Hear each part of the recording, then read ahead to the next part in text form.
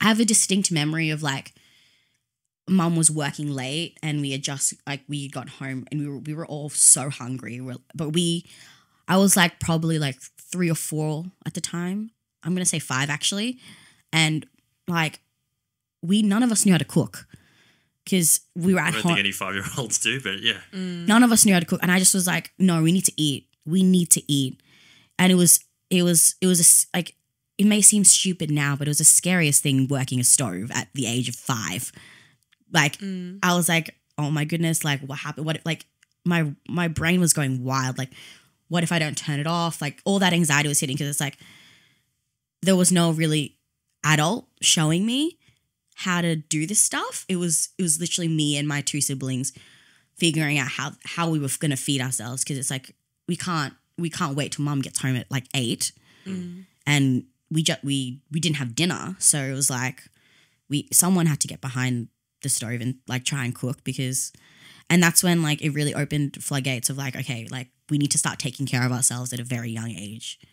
I learned at a very young age. Me and my siblings had to take care of ourselves. I'm going to say it made me very independent and hardworking today, I guess. Yeah. Yeah. And then how's that dynamic then? So like you say, your mum was busy trying to provide. So obviously your father passed away at a fairly young age.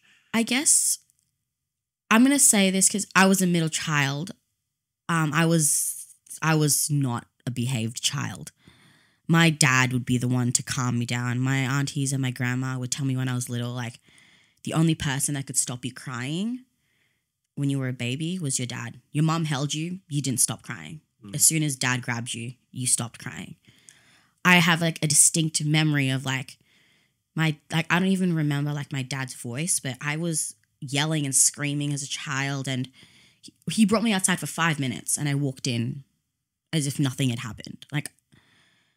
And so I guess when growing up with mum not being there and my older sister had to take on that role of being like the parent because she was like 9 at the time. Jeez.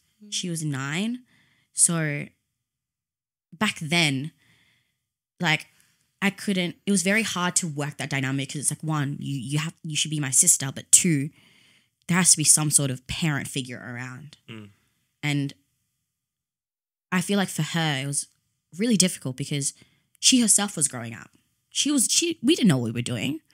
What do you do when your younger sister's 3, you're 5, and your older sister's 9? Like, how do you work that? How do you like work that dynamic, I guess?